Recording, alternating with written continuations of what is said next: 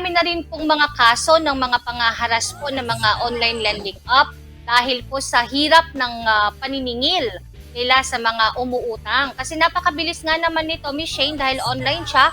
So isang click lang. So hindi na nangangailangan ng mga iba pang dokumento, kinakailangan lang ng mga basic informations at madali na nga nakakautang.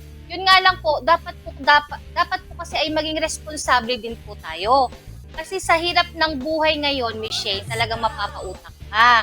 Pero dapat din, responsable ka kasi yung nagpautang sa'yo ay nangangailangan din. Pero pag ganito po kasing mga harassment, Miss Shane, sinasangguni po yan sa pulisya.